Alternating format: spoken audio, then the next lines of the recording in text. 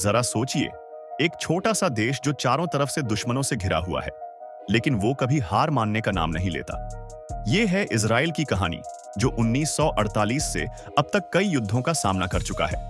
इस बार हम आपको बताएंगे इजराइल की वो ताकत जिसने दुश्मनों के छक्के छुड़ा दिए हैं। इजराइल का आयरन डोम, एक ऐसा डिफेंस सिस्टम जो दिन हो या रात, आंधी हो या बारिश, हर पल तैयार रहता है। तो चलिए जानते हैं कि ये सिस्टम कैसे काम करता है, कैसे बना और इसका भविष्य क्या हो सकता है।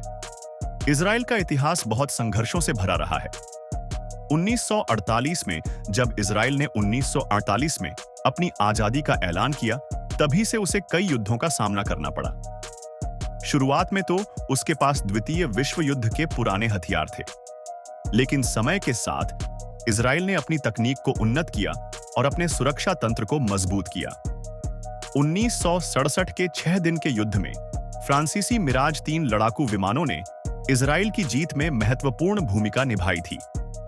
लेकिन 1973 के यौम किप्पुर युद्ध ने दिखा दिया कि अब इजराइल को और आधुनिक हथियारों की जरूरत थी। 1990 के दशक में हिजबुल्लाह ने उत्तरी इजराइल पर रॉकेट हमले किए, जिससे इजराइल को एक short range anti missile system की आवश्यकता महसूस हुई। यह एक कठिन समय था, क्योंकि अमेरिकी अधिकारियों ने इस सिस्टम के बजट और इसके विकास की मुश्किलों पर सवाल उठाए थे। लेकिन इजराइल के रक्षा मंत्रालय ने हार नहीं मानी। 2004 में ब्रिगेडियर जनरल डैनियल गोल्ड के नेतृत्व में आयरन डोम का प्लान तैयार किया गया।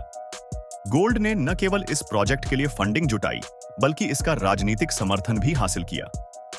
2006 के दूसरे लेबनान युद्ध के दौरान जब हिजबुल्लाह ने 4000 से ज्यादा रॉकेट इजराइल पर दागे, तो यह साफ हो गया कि एक प्रभावी एंटी मिसाइल सिस्टम की कितनी जरूरत है।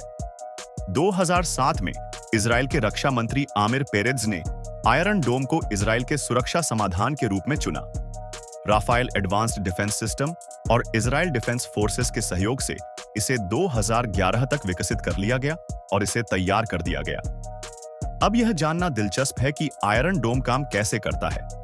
इसका रडार सबसे पहले दुश्मन के रॉकेट को पहचानता है और उसकी उड़ान की दिशा का अनुमान लगाता है। फिर यह जानकारी बैटल मैनेजमेंट और कंट्रोल सेंटर तक पहुंचाई जाती है, जो यह तय करता है कि कौन सा रॉकेट असली खतरा है।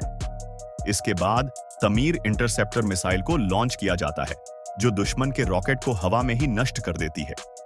यह पूरा सिस्टम इतना तेज और सटीक है कि दुश्मन को संभलने का मौका ही नहीं मिलता।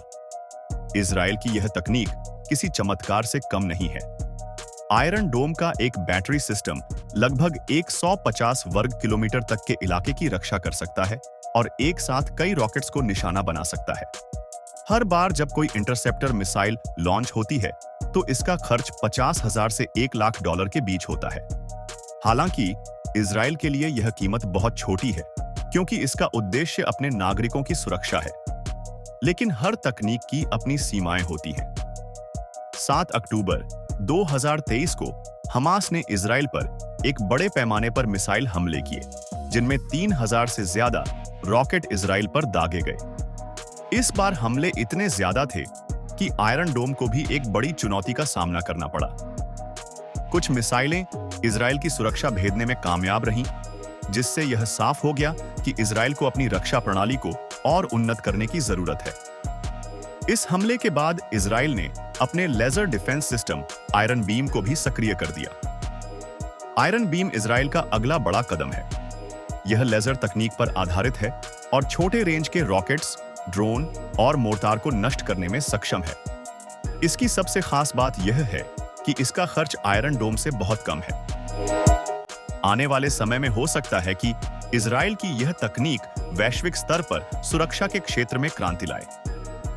दोस्तों, यह वीडियो आपको कैसा लगा? अगर आप और भी ऐसी ही दिलचस्प जानकारियां चाहते हैं, तो हमारे चैनल को सब्सक्राइब करें और इस वीडियो को अपने दोस्तों के साथ शेयर करना न भूलें। तो बने रहें हमारे साथ और जुड़ें हमारे इस सफर में। धन्यवाद।